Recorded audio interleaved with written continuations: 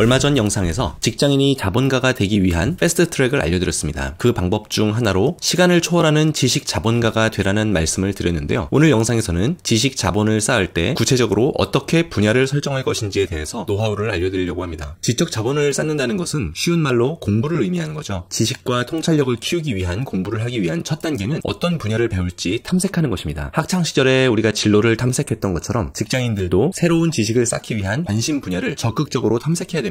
진짜 공부라는 것은 학교를 졸업한 이후에 시작됩니다. 전공으로 자기 한계를 규정하지 말고 관심 있는 다양한 분야를 두루 탐색해보는 과정이 필요합니다. 책을 봐도 좋고 질 좋은 유튜브 영상을 보아도 좋고 또는 동호회나 취미 활동 등을 통해서 새로운 분야를 적극적으로 탐색해야 됩니다. 저는 한때 이제 와서 뭘 배우겠어 하는 생각에 새로운 것을 배울 엄두를 못 내던 시절이 있었어요. 예를 들면 악기나 취미 미술 같은 거 말이죠. 하지만 1, 2년 지나고 나서 되돌아보니까 그때부터 배워두었으면 지금쯤 어느 정도 흉내는 낼 수 있었을 텐데 하는 생각이 들면서 참 아쉽더라고요. 그래서 저는 무언가 배우고 싶다는 생각이 들면 일단 소액의 돈을 투자해서 배워보는 습관을 가지고 있습니다. 코딩을 배우면 좋다는 말을 어디서 들어서 온라인 클래스에 등록해서 프로그래밍 언어를 배워봤어요. 그럭저럭 쓸만한 정도까지 배웠거든요. 그 정도는 생각보다 빨리 배울 수 있습니다. 그러고 나니까 회사에서 매일매일 15분 동안 수작업으로 해야 될 기계적인 업무들이 있었는데 그걸 자동화해서 10초 만에 처리할 수 있게 되었어요. 그 시간에 좀 더 가치 있는 일들을 할 수가 있었던 거죠. 저는 한때 한국방송통신대학교에 등록해서 컴퓨터공학 수업을 들은 적도 있습니다. 제가 너무 바빠서 한 학기 수강하고 나서 재등록은 하지 못했거든요. 그래도 그때 배웠던 컴퓨터 구조에 관한 개념 덕분에 회사의 업무나 IT 기술에 관한 뉴스를 볼 때 이해의 폭이 훨씬 넓어지는 경험을 했습니다. 그래서 제가 강조하고 싶은 것은 거창한 목표를 세우지 말고 일단 배워보라는 거예요. 일단 배워보는 거의 첫 번째 장점은 그게 나한테 맞는지 안 맞는지 빠르게 알 수 있다는 겁니다. 돈을 많이 투자한 게 아니기 때문에 나와는 맞지 않는 것 같다는 판단이 들면 그만두면 됩니다. 또 다른 장점은 그 분야에서 전문가로 당장 자라나지 못하더라도 전문가 수준까지 가려면 무엇을 공부해야겠다 이런 자기 나름대로의 로드맵을 설정할 수 있게 된다는 겁니다. 일단 배워봐야 앞으로 무엇을 하면 되는지 계획을 세울 수가 있게 되는 거죠. 새로운 배움의 주제를 탐색할 때는 너무 거창한 목표를 세우지 않는 것이 중요합니다. 예를 들어서